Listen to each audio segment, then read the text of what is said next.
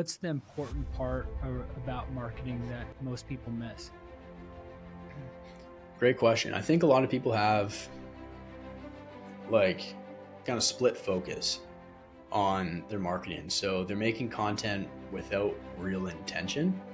And so I have a bit of a different perspective on things, because if you look at like your funnel, or if you look at your business in a funnel, you have the top, the middle, and the bottom. The top of the funnel is to get new eyeballs, get new people to know about you.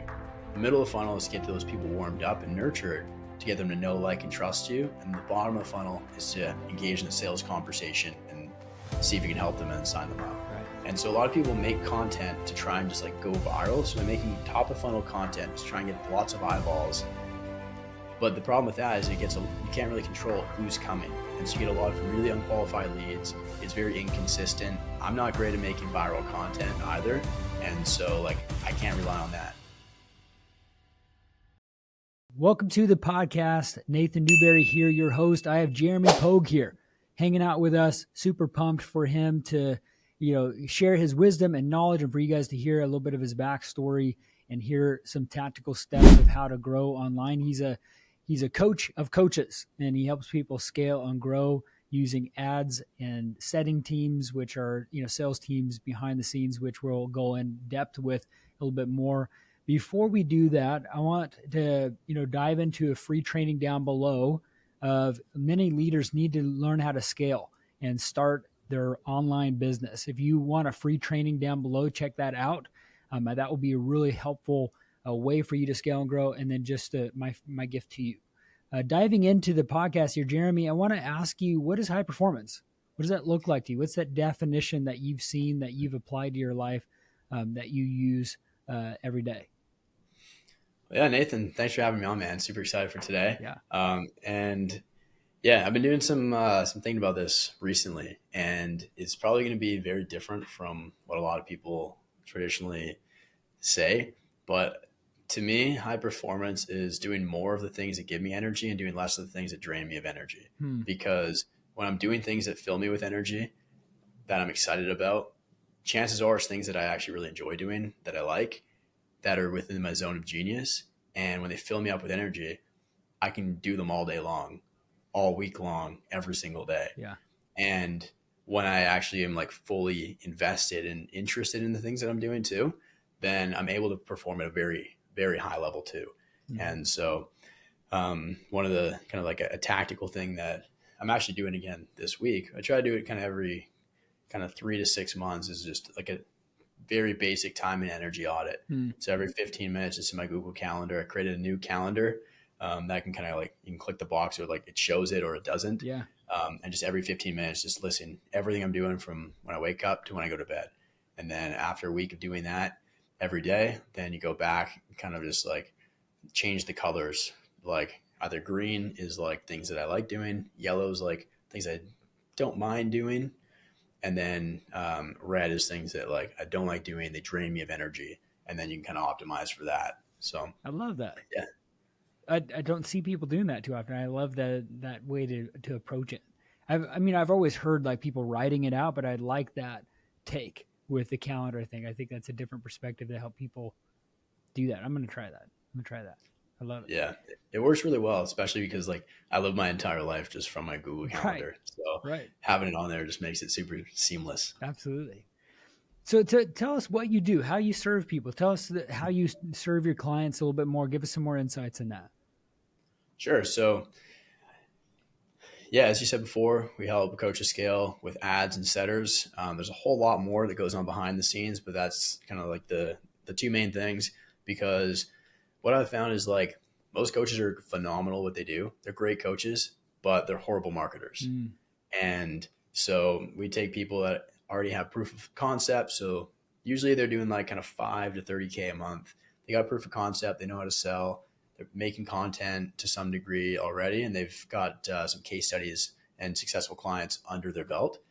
And now they're kind of spinning their tires, struggling to reach that next level. So either they're doing like cold outreach or making content, trying to go viral, and kind of taking the traditional organic approach. And then we just kind of take the foundation that they've already built, pour some gas on that fire with ads, solve their lead problem pretty quickly. And then we plug in an appointment setter into their DMs on Instagram, Mm-hmm. or like we get clients that do it on LinkedIn or Facebook or whatever the platform is. And they talk to the leads, booking sales calls. So basically, like, to help them scale, and I'm sure like you're very well aware of this too, you got to add some form of leverage. And so before they're like, if they're doing cold outreach, they're selling one-to-one or marketing one-to-one. But with ads, you make one ad, now it can reach thousands of people. And then you get those people coming inbound to you. So the dynamic's a little bit different too. Mm. Same thing with a setter. We're getting kind of you out of the sales conversation, out of the like the lead gen, the call booking process, to then pass it on to a setter who's just in the DMs 6, 8, 10 hours a day, booking a handful of calls every single day. So then all you do is just kind of take the sales calls, sign people up, and then coach them and make content. I love it. I want to dive into more of these tactical things in a minute here, but I want to get like an understanding of your backstory. Like, where did this all begin for you? Like, was there some challenging moments, right? Like grinding up to this point? Like, because let me paint the picture too. If you don't know, like Jeremy Pogue's in Kelowna, BC.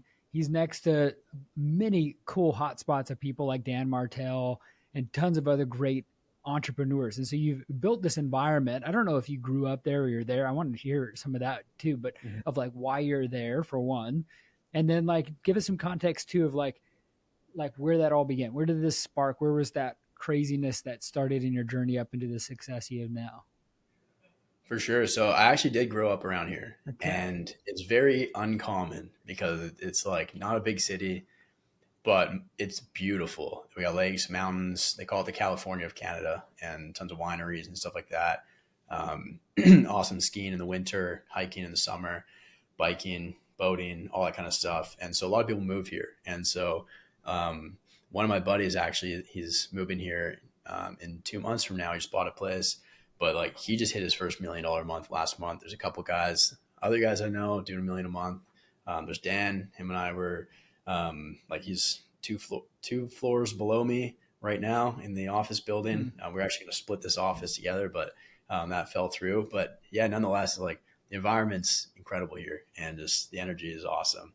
And yeah, I'm excited. I'm going to be hosting a client retreat here soon, and I love like hosting and showing people around. So I'm super pumped for that. But yeah, kind of rewinding. So about 5 years ago, yeah, kind of around this time, um, just finished college, like probably like 6, 7 months before. I just moved out to Whistler, BC, a little ski town, worked at a hotel after that because I didn't really know what I wanted to do. Yeah. And then moved back home with my parents. So I was back here living with my parents in their basement. I had no money, no income, no idea what I wanted to do. I refused to get a 9 to 5. And I was like, I'm going to start an online business. I'm going to do something. I've been learning about it for a few years. Like I was reading lots of books and taking courses and stuff like that, kind of here and there. And then within the span of a month, the COVID lockdowns hit. Canada was pretty bad. So like you could hardly like leave your house at the start anyways. My dog died and my girlfriend dumped me all within like a month. And so I was in my parents' basement with no job, no money coming in. I had like maybe a couple grand in my name and no idea what I wanted to do with my life. And so I was like, all right. That forced me to really look internally and to just go deep because there was nowhere else to run. I couldn't. And so I was kind of backed in that corner, and the only way out was kind of inward and forward. And so I kind of just have a mentality where I'm like, I'm either all in or all out of something. Yeah. And so I kind of just went all in and just went to like the extreme. And so I started doing 75 hard. I turned my phone off and put it in a drawer for like 6 months. Whoa. And like deactivated my Instagram, like everything, and just went like, kind of just monk mode, really. But yeah. And I started reading a book a week. And then a few months after that, I put all the money that I didn't have on a credit card to buy a course from Sam Ovens. And I was like, I'm starting an agency. That's it. And so I went through that. As I was going through it, though, when I bought it, I was like, I'm going to do everything that this person tells me to do in this program because he's smarter than me, richer than me, more successful than me, and has the things that I want. And so clearly what I've been doing up until this point isn't working very well. I need to change it up. And so week one was kind of about like the offer, the foundations. Week 2 is all about mindset and like your identity. And so I remember going through the video, and I promised myself I'd go through one video a day. They were like 2-hour long modules, and I had nothing better to do. And so I was going through that, and he said, okay, write down 3 things you just hate doing. You never want to do, you hate the idea of it, and then just it makes you cringe and you just never want to touch. And so I don't remember the other 2 things, but one of the things I wrote down was cold calling a prospect. And then he's like, all right, now pause the video right now and do the thing that scares you most. And so I was like, oh, I just felt like so called out, but I'm like, all right, I'm going to do it. And so kind of right around that time too, my dad is a mortgage broker. And so I had been learning about marketing and ads and stuff like that for a little while. And so I think at that time I was starting to run ads for my dad and learn on Google, and then was doing Facebook as well to help him get some mortgage deals and more mortgage leads. And anyways, so that was kind of my niche. I was going to be running ads for mortgage brokers, helping them get more leads and deals. And so anyways, I was like, all right, I got to cold call a mortgage broker. And so I picked up my phone, went onto Google, and I just typed in mortgage broker in Prince George, which is like a town like 15 hours north of here, like northern Canada. It was like I don't know why, but it was like the furthest place away that I could think of. So I'd never have to see their name, their face ever again, because it was going to go so horribly. And so I pick up the phone, call the first one on Google. They don't answer. And so I'm like, okay, I got to speak to somebody. So I called the second one, and a lady picks up. I just rip off a 10-second elevator pitch. Hey, this is Jeremy from Kelowna. I run ads for mortgage brokers, help them get more clients. Is that something you're interested in? And she said, yeah, actually, I've been waiting for somebody local to reach out because I want to get my ads back up and running. I said, really? And I didn't know what to do because I never sold anything in my life. And so I was like, okay, that's awesome. This was on a Wednesday. And I was like, why don't we set up a call for Friday? I'm like, I got to run right now, but why don't we set up a bit of a longer call for Friday where I can learn more about your business and see if I can actually help, see if there's a fit. She's like, sounds good. So we set up a call for Friday. So I bought myself 48 hours. I skipped to like week 4 or 5 in the training. I went through all the sales stuff. I printed out the sales script. I like tweaked some of the questions for like mortgages and ads. And then Friday comes around. I dressed up in a full suit and tie, dress shoes on, like suit jacket in my parents' basement for a phone call. It wasn't even Zoom. It was a phone call. And I had the script print out in front of me at my little desk and called her up. 45 minutes later, she paid me $1,500 for the first month out of 3 months. And I went upstairs. My mom looks at me. I'm dressed suit and tie. She's like, what's going on? I'm like, Mom, I'm rich. And I told her what happened, and yeah, it was pretty wild. Wow. And so that was when, Summit Lead Gen was born. That was the name of my agency. Summit because I like climbing mountains. Yeah. And then Lead Gen because we were generating leads. So very basic. And then, 2 days, and then with that client, I didn't hear from her for like a week or 2. Like just ghosted me after she paid. And I was like, what's going on? And finally she reached out. She said like a day or 2 later, her dad passed away. She's putting her whole business on hold. And so I was like, oh my gosh, that's insane. I'm like, okay, no worries. Like, let me know when you're ready to get back going. Like no rush, no pressure, whatever. And anyways, so long story short, I made a few hundred more cold calls after that. I didn't even book one sales call. And then I kind of gave up. I'm like, hey, there's gotta be a better way. And so a few months went by, I didn't sign any clients. And then I ended up joining another program with this guy that I was watching on YouTube for a while. And he was teaching some organic marketing on Facebook. You go to Facebook groups and post valuable stuff there. And then you send friend requests and make content, stuff like that. I got kicked out of all of the mortgage groups day 2, I think. And so I was like, all right, well, why does this work? So I kind of took a bit of a step back, looked at the principles, and then I'm like, okay, where else do mortgage brokers hang out? LinkedIn. So I started applying everything on LinkedIn, making content, growing an audience. And then I started signing like a client pretty much every week. And so got it up to, I think I had like 8 or 9 clients. It was just me. And then I had a kind of a part-time guy running ads as well. But I started to get really burnt out because it was very like hands-on. I wasn't charging nearly enough. And my clients were actually getting really good results, which is awesome. But I just didn't love it because like it would get to the point where like the money would hit my account and then I'd be like, dang, now I got to do all the work. And it was just very like the relationships felt very transactional and it was very like technical, like me just sitting behind my computer, clicking all the buttons and stuff like that. And so I started to get really burnt out after like kind of like 6 months of that. But then the coach that I hired, he reached out one day randomly when I was like kind of just like looking for a way out. He's like, hey, dude, you're crushing the program. You're signing a client, like client or two every week. Like, do you want to join my team as my head coach and teach my other clients how you've been able to do that? I'm like, okay, sure. Like, Yeah.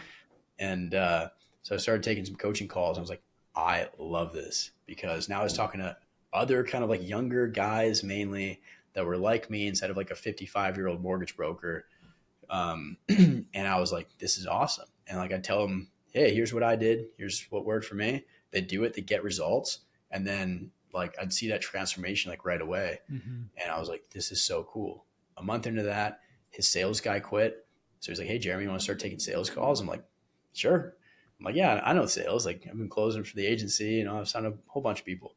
And then I went, long story short, I think I closed my second client, but like that dude's roommate was also in the program and like scaled to like 100K a month before. And so like my dog could have taken the call and signed him up. And so I really did just get lucky and it bought me some time because after that I got 15 no's in a row. And then I was like, okay, I got to fix this. And then so I just dove deep into sales training, did 75 hard again every morning during my outdoor workout at 5 a.m., listen to a successful call recording or sales training. That'd take like 10 hours of Zoom calls that day between coaching calls and sales calls. And then after that, I'm listening to more sales training and like re-listening to my unsuccessful calls that didn't close to try and figure out why they didn't. And so I was just doing that 6 days a week for a while. And, and then I was also running the agency still at that point. And so I was like coaching, closing, have my agency, making content for that. It was, Wow. oh yeah, I was earning it. Yeah. And then, it got to the point where I was like, okay, this is too much. So I actually shut the agency down, went all in with this guy. Cause I was 23 at the time. He was 21. So he was a couple years younger than me, making like 40 grand a month. I was like, that's insane. And so I'm like, I just want to get as close to this guy as possible, just learn as much as I can. And so I did. And then, yeah, I think, what was it, like 8 months, 9 months after I joined the team, there was just 4 young dudes in our 20s. We went from 40K a month to, I think our biggest one was like 220K. And yeah, I was running ads, closing the clients, coaching them. And yeah, it was a blast. And then from there, we we set a big goal to do 100K in a week, and we'd have a big reward on the other side of that, where we would each get a Rolex if we were able to do 100K in a week, which was crazy. And so I'm like, are you sure? Because I'm kind of messed up here. I'm like, I won't sleep. And so, oh yeah. So I called every lead in the CRM. I cut my sales calls from 60 minutes slots down to 25 minutes so I could take 2 an hour and like just going nuts. Our setter was crushing. I was blasting ads. And then we're booking like, 15, 20 calls a day. And then on the last day at 9:30 p.m., we hit 100K on the dot. Wow. And we're like, we're getting rolling. I'm like, I didn't even know I didn't know any models of Rolexes. Like, I'm not a watch guy. I just knew that like, oh, it's a nice watch and expensive. I'm like, cool. And then a few weeks later, he's like, hey guys, I just feel like it's kind of irresponsible and got a weird feeling in my stomach. Not going to give you guys watches. So I quit. And then, and then kind of scrambled for a bit, kind of figure out, like, I don't know what to do. And so then I kind of just looked around, like, I don't want to just like do the same thing as like we were teaching there. So I'm like, that didn't sit right with me. And then I'm like, what if I just teach what actually worked to scale, which was ads and then appointment setter and then everything else, like personal brand, like content, and sales reps, stuff like that. And so I'm like, I'm just gonna do that. My background's in advertising, so I'm just gonna narrow that down. I had that case study, and then I also coached some of like the mastermind clients on how to start doing the same thing, and they're starting to crush it too. And so I kind of just had a light bulb moment, and then so I started launched the program Summit Scale, and that was just over 2 years ago now. I think we did like, or not we, it was just me at the start. I think I only had like 240 subs on YouTube. I was making YouTube videos for like 6 months prior, kind of while I was still working for the other guy. So I had like 240 subs. And then finally, when I had something to sell, I made like a VSL of like, here's my 100K month game plan. Here's the program I'm going to sell. Here's why. Here's what it's going to be like. Book a call down below. And then did 50K in the first like 5 weeks. And I was like, whoa. It was all one-on-one. I didn't have a program. And I would tell them that too. I'm like, hey, by the way, there's nothing built out yet. It's just me, like one-on-one. And so I was just like, all right. I had a bunch of case studies and results from the other one, but then I'm like, I don't have any of like my own. So I'm like, I got to earn that. And so like I was messaging my clients. I'm like, hey, can we hop on a one-on-one call tomorrow? I want to go over this with you and like whatever. And so, yeah, my first client went from 0 to 10K a month in the first 30 days. And then from there, things just ramped up, scaled. I hired a setter. I was blasting ads, hired a setter, and I had a video editor. But between just me and a setter, we hit 100K a month in 7 months. And then we doubled that again the following month. So 8 months in, we hit just over 200. And then, then from there, I was like, signing kind of too many clients. I raised my prices, turned my ads off, pumped the brakes. I was like, yeah, I got to hire like help to coach and deliver, and then build systems and kind of learn how to build a team and lead and stuff like that. So it just kind of became a little too much. And then, and then since then, like now there's 6 of us on the team. So I got a closer, a setter, a client success manager, an assistant, and a creative director, editor, content guy, and then myself. And so we just got an office this month, which is really sweet. It's in the same building as Dan, like I said before. And, it's super cool. So it's been one hell of a ride, but we're having lots of fun. That's for sure.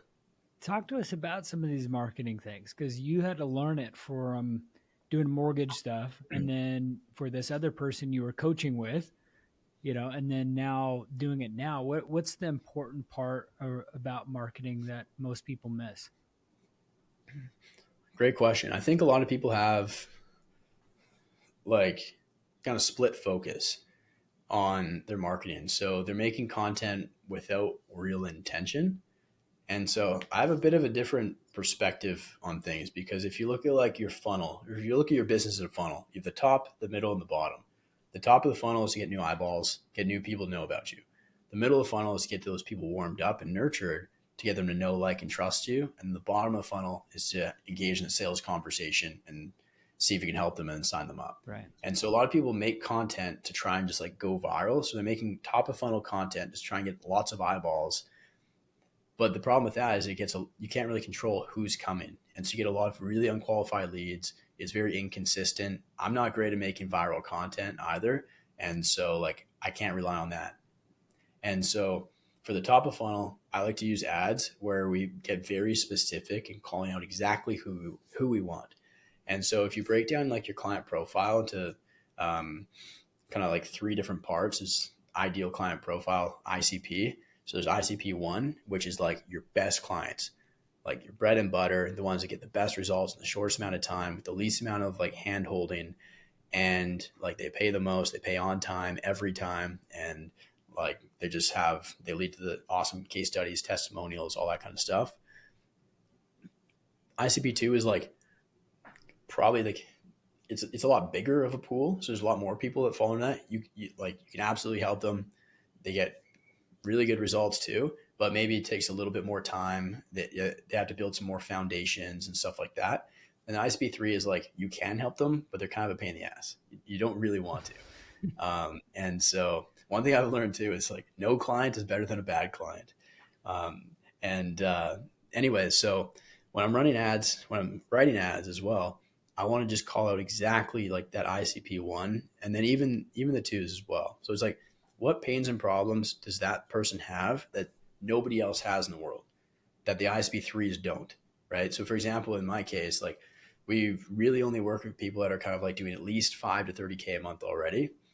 And so somebody below 5K a month, kind of just starting from zero, they have different problems than somebody at like 10K a month or 20 trying to scale, right? And so I try to just focus on that. It's like, you have a great offer, you got case studies, you know how to sell, but you just need more people to sell to. And so 99% of people come because they need more leads or better leads. And so I just focus on that. And so when you're running ads in the top of your funnel, that means you can make your middle of funnel content just focus on nurturing. And so one thing that I learned from Alex Becker in one of his programs years ago was this thing called the double diamond framework, which is like, your current audience right now has a set of beliefs. At the top of the diamond, they have a set of beliefs that they hold right now around the thing that you're selling, around like your program, or around just like their growth and their success in general. But the problem is those beliefs are usually limiting beliefs that are preventing them from taking action, preventing them from achieving results and success. So in our content, we have to work at chipping away and destroying those beliefs. So that way we can actually kind of like get them to a neutral state where then they're kind of like ready to be influenced. And like, we're going pretty deep here. But then once they're kind of like at that neutral state, then kind of like, and so it's double down because it's like limiting beliefs up here, and then we get them neutral, and then we kind of do it again. And now we have to kind of install new beliefs that are more empowering, that are going to inspire them to take action, to want to step up, to become better, to achieve success. And ultimately, of course, like take action, do the thing that they know they need to do in order to get to where they want to go. And so as a result, naturally, that could be in joining your program, somebody else's, whatever, it doesn't matter. You just have to kind of like help them kind of get out of their own head in your content, and then help them level up their own identity and their standards. So then they're ready and willing to take that next step and make that leap as well. And so the problem with that is it doesn't go viral very well. And so if you're just doing that, you don't get many leads. So that's why I just focus, like I let my ads do the heavy lifting to get the leads coming through.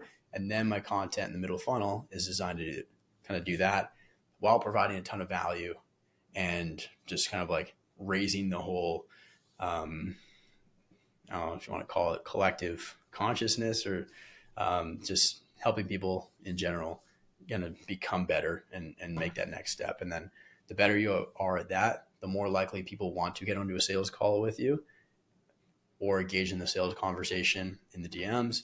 And then also the more likely they are to join the program too. And to kind of just wrap this up really quickly, there's a there's a quote they say, I think it's in like the programming or like the software engineering world, where it's like garbage in, garbage out. So if you have like garbage code that's really clunky, you're going to get a garbage outcome in your software. It's the exact same with that, with like your business. If you have garbage coming through the top of your funnel, then you're only going to talk to garbage people on the sales calls. Right. And so my filter with ads, like I prefer quality over quantity. I just try to get like really specific with who I want and who I don't want. And when I get like good people coming through the top, then I get good people coming out through the bottom too. And then usually they're better clients to work with, get better results, a lot more fun. And like, that's how you build a really good community too. So that all starts from the very top as well. There's so many ways to market. Like there's tons of different platforms to run ads on. There's the organic approach. There's the cold outbound. There's, tons of different methods. Where do you focus your attention? Because I know you're really laser-like focused on not necessarily testing and doing a bunch of stuff. Like you are really dedicated. What are those platforms, and why do you focus heavily on those? My favorite are Instagram and YouTube. Okay. and they both serve a different purpose. Instagram is kind of the way I see it is like Instagram's very like wide but shallow, whereas YouTube's very like narrow and deep. And so Instagram's great to get new people coming to you. So it's a really easy way to get cheap leads, and you can actually talk to them and have conversations with them, which is awesome. And you can put your face and your name and your voice in front of their eyes every single day, multiple times. So like we post content every single day, post on my stories every day. We post our client wins every day. So it's kind of like my intention, and also retargeting ads is like anytime they open their phone, go on Instagram, it's like, there's me. And so just staying top of mind, right? YouTube is a little bit trickier to do that. With YouTube, right now I'm doing 2 videos a week consistently, and I try to make them really valuable where we like go deep. And if I can get somebody to spend 20, 30, 40 minutes with me and actually teach them something they can go apply and start actually getting results and see success, that's going to leave a really good impression in their mind of me. And so like YouTube is really good for like just nurturing that relationship. And I say like once somebody like we get the leads from Instagram and then we try and send them over to YouTube.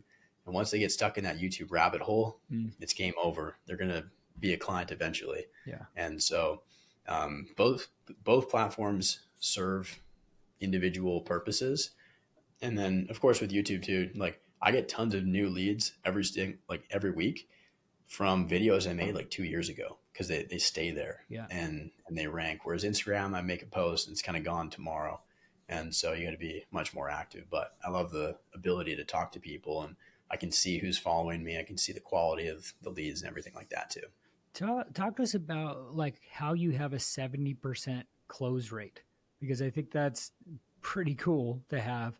Talk about that. Like, how does that happen?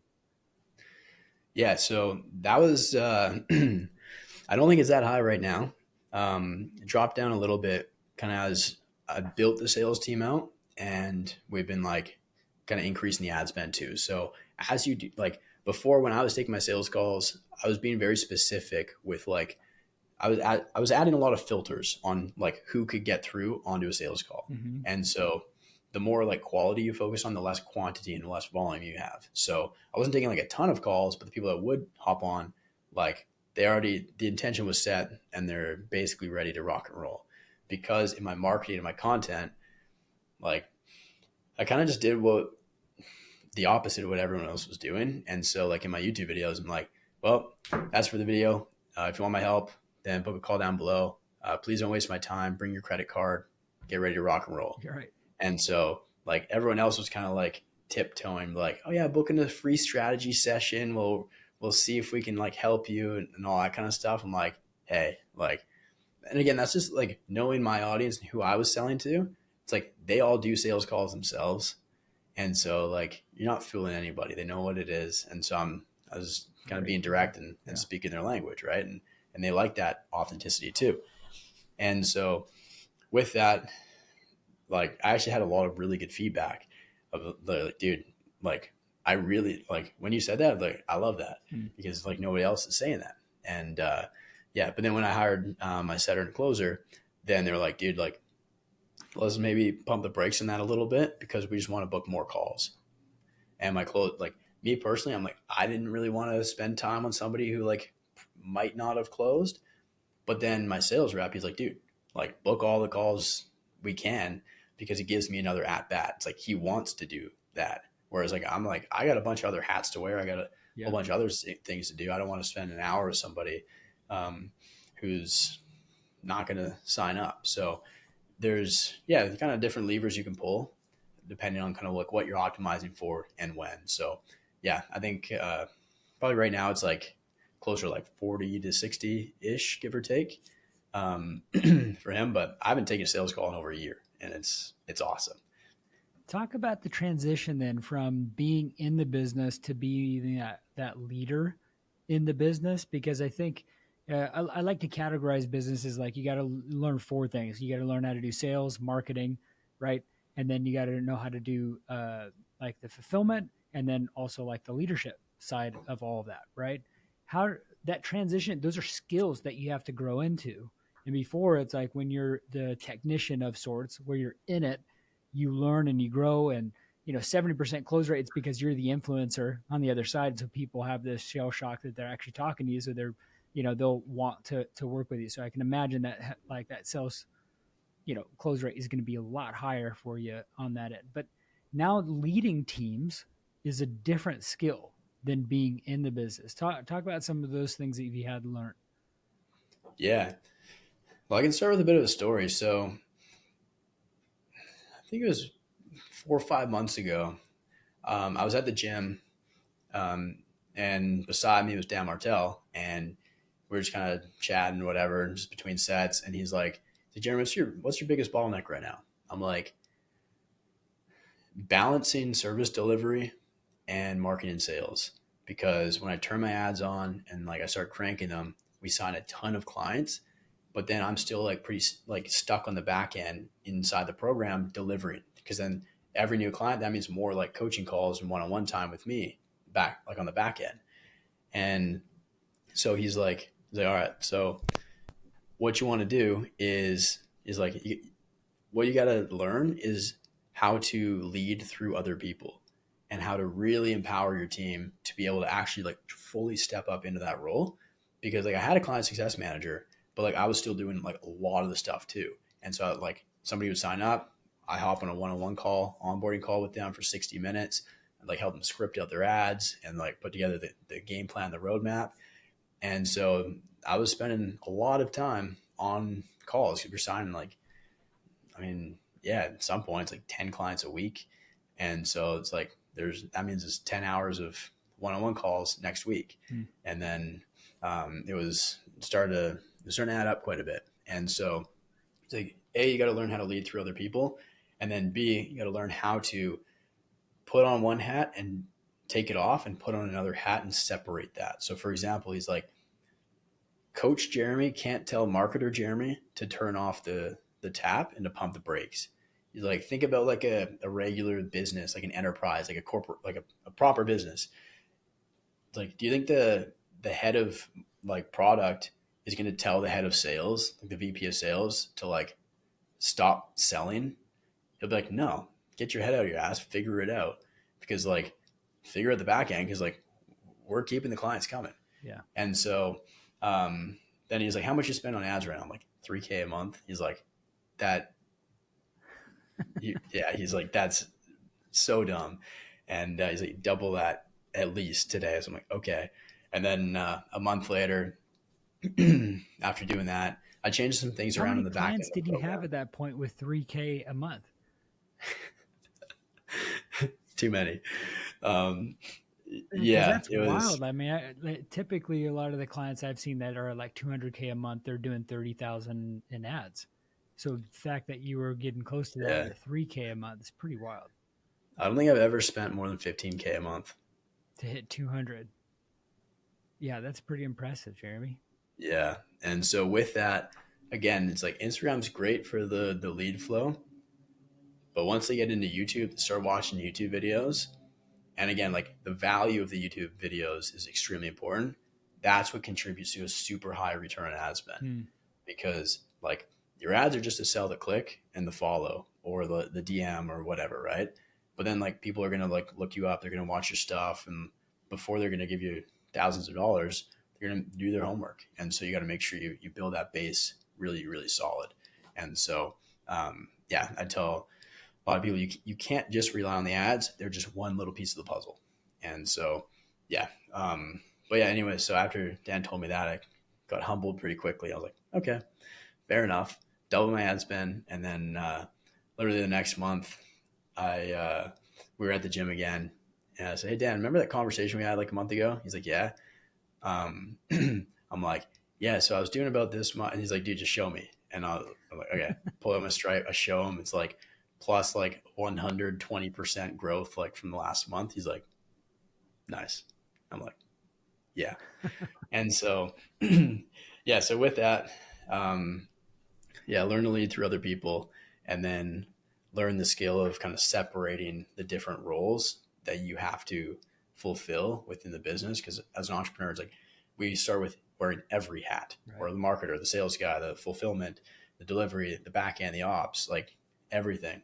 And so kind of learning who to hire at the right time, but then also making sure you put the right butt in the right seat is really important too. And then, yeah, I know some people love to like micromanage. I think I'm kind of the opposite. I don't know if it's like a West Coast thing where I'm just like kind of just like pretty relaxed and chill. Maybe I need to get better at that. No, it is a Um, West Coast thing for sure. Because I've met a lot of East Coast people that are just like high strung energy, eccentric personalities, and West Coast is a little more chill and relaxed, and it has a different beat and personality type. So it's definitely, okay. yeah, yeah. Yeah. But yeah, it's really important that like you get the right people in that are A, good at what they do, but also B, match the culture. Mm-hmm. And so what the culture basically is just like, it's like the lowest standards that the leader's willing to tolerate. And so standards, I think it starts with you as the founder, but then also what you're willing to tolerate from the rest of the team. And so Mm-hmm. with that, people will self-select out, right? People that aren't great culture fits will eventually either leave or they won't, they just won't last too long. And it's important, like, at least what I've found is like when you get the right people, they're like intrinsically motivated.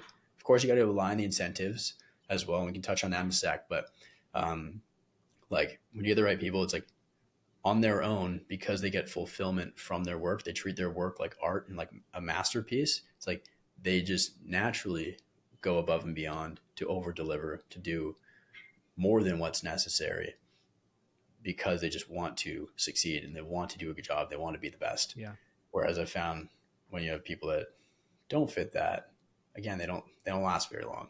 But so there's kind of like two sides of that coin too. One is like the culture fit, the personality, and like kind of who they are just as a person. But then there is on the other side as well, like the tactical thing. So one's more of like a high level, but then like bringing it back down to earth is like kind of the leadership versus the management side. The management would be aligning goals and targets with like hitting certain KPIs. And at the end of the day, kind of like in English, basically just making sure that you're incentivizing more of the behaviors that you want and that everybody's goals are in alignment. So, of course, they want to do the best work that they can. They want to make the most money that they can.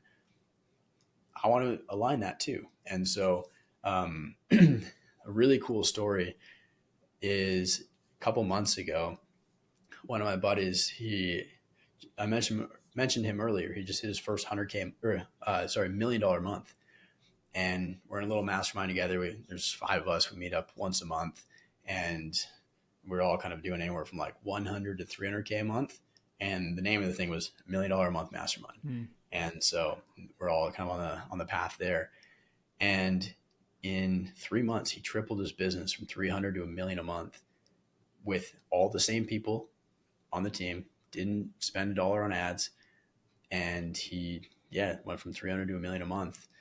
The way he did that is he aligned the incentives of the team, and so he eliminated base pay for everybody, but he opened up like basically the opportunity for everyone to make 2 to 3 times more, Mm-hmm. but based on performance.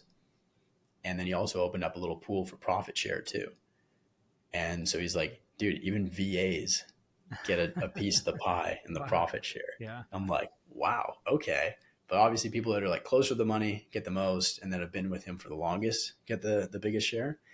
And then it kind of trickles down from there. But he's like, yeah, now I have like, now all of the team meetings and like my whole team, like everybody, even from front end to back end, like they're trying to figure out ways to increase sales and increase profitability too. He's like, it's amazing. He's like, I'm working less. He's like, I only take 2 calls a week, Monday and Thursday. Monday is the kind of all hands general team call. And then Thursday is a sales training for the whole team as well.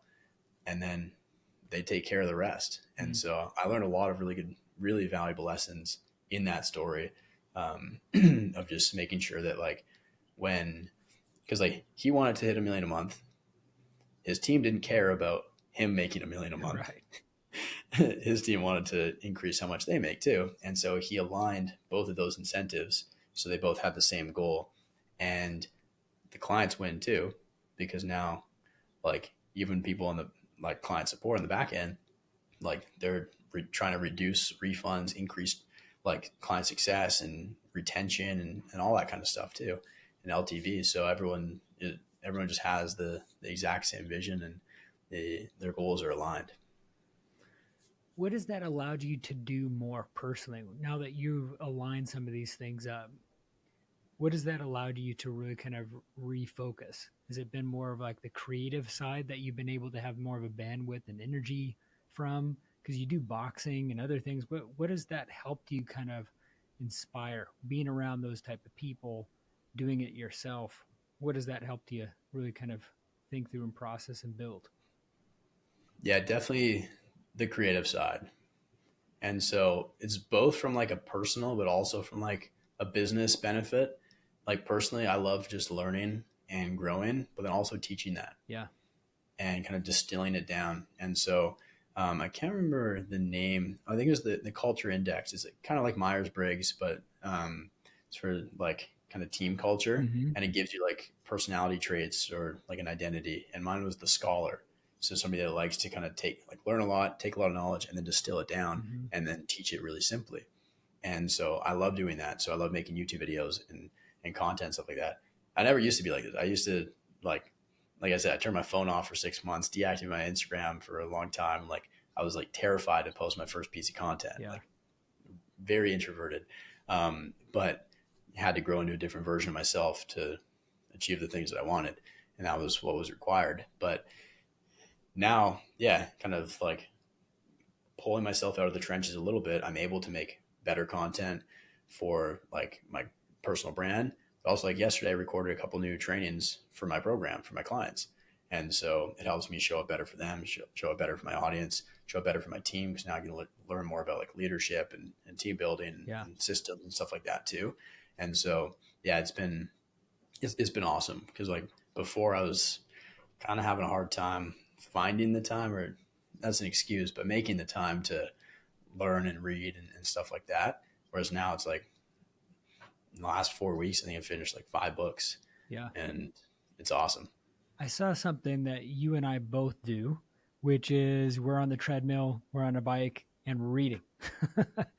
I've never seen anybody do it, and I did that, and I record myself, and then I saw you doing it, and I was like, hey, like-minded brothers, because it's like might as well batch all that stuff. Like I'd love it. I don't know why people don't really do that.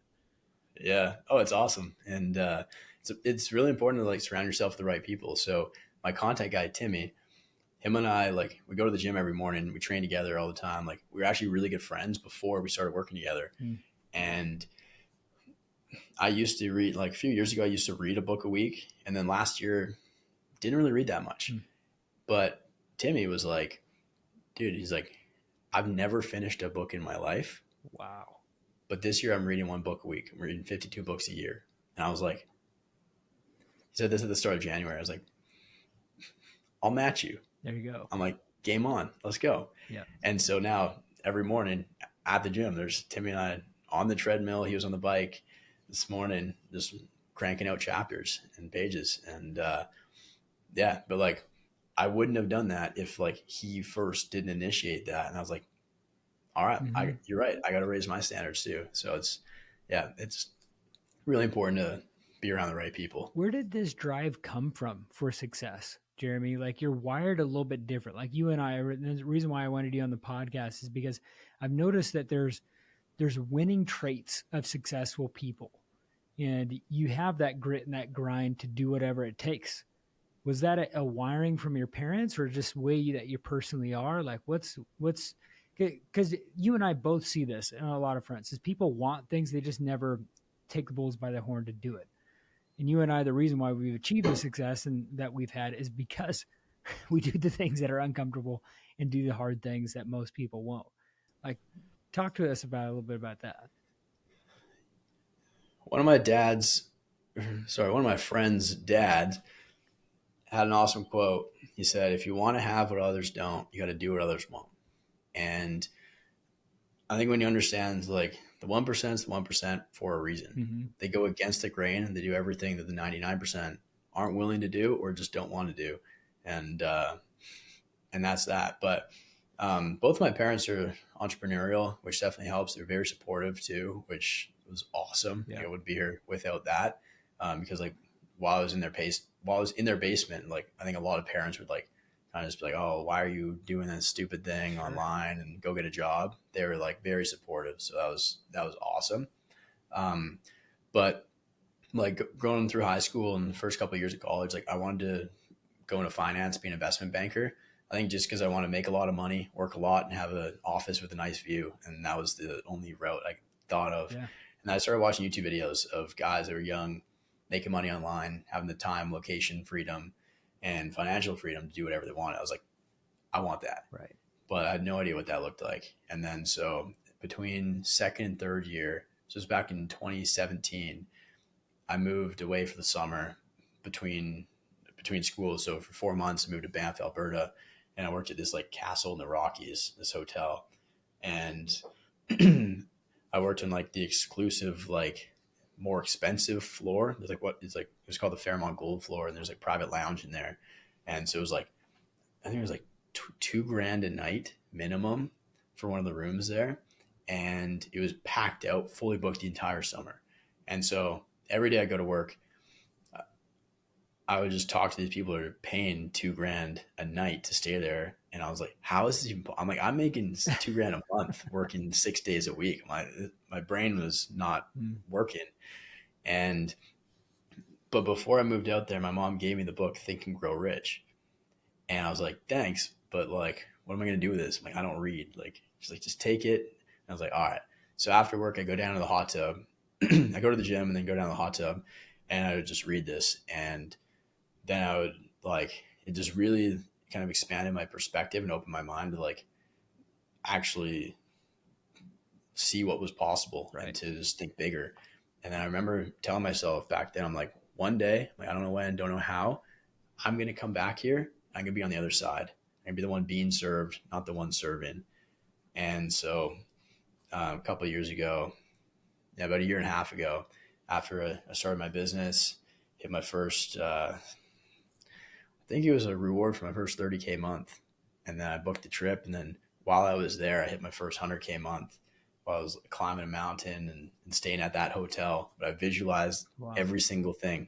I visualized me going there on the going there on the Saturday, dropping my car off, summiting this huge mountain that I wanted to climb that I didn't have time to when I lived there. And doing that, coming back in, checking in, going up to the Fairmont Gold, checking in, having a room with a view of the mountain I just climbed, then going down to the hot tub and the pool, relaxing, getting a massage, recovering, going to the steakhouse, getting a Wagyu steak, having a glass of champagne, and then hitting the driving range in the morning before coming home. And so like I'd play that mental movie in my head over and over and over. And so while I was there, it was just like deja vu. It was nuts. And so it was a really cool feeling. But yeah, I think it started with that and kind of just seeing what was possible, but then also like seeing other people being able to do that showed me that like, oh, it's not something so far out of touch and out of reach. It's something that is actually available. I just have to work really hard and kind of find the right thing and put one foot in front of the other. And so I made a promise to myself after I finished school. I was like, I will never get a 9-to-5. I'm like, I can't. Like, I don't know what business I'm starting, but I can't. And I worked some like odd jobs here and there to make some cash and kind of get by. You got to do what you got to do. But I think I kind of forced myself in that corner, burned my boats, and didn't give myself any other option. What's next for you now? Well, we've got some big plans, and the aim is $1 million a month. And it's not so much about the money. It's about forcing myself to become better because in order to do that, I'm going to have to change a lot of the things that I'm doing right now. I learned a lot new skills and just really just develop and grow and become somebody that makes my current self very uncomfortable. Yeah. And with that too, like we've got something that works really well. We got awesome like client results. So I just want to help more people make a bigger impact. I love hosting live events too. We got one coming up in Miami soon. which can be fun. And it's just so cool, like meeting people in person. So I want to host an event with like over 100 people at some point. That's gonna be a lot of fun. I'd love to get the Summit HQ in person. So have like kind of a combined, almost like a warehouse type thing where it's like a bunch of nice cars down below, gym, loft with like the offices and stuff up top. I think that would be a lot of fun. Yeah. And so that's what's coming up on the horizon. That's awesome, man. How can people follow you and connect with you further? Yeah, so YouTube and Instagram. YouTube is just Jeremy Pogue, Pogue. Instagram is Jeremy_Pogue. And so, very active on both of them. And Awesome. I'll link those links down below in the show notes. Go follow Jeremy, connect with him, learn a lot from him. He's such a cool guy. He has some big vision. He's going some different places. So you're going to see him just start crushing it even more, going to the moon, see more connections with, him being a celebrity and bigger influence than he is already. So go check him out. We will see you on the next episode. Thank you for tuning in, and we will see you on the next episode. Thanks for having me, Nathan.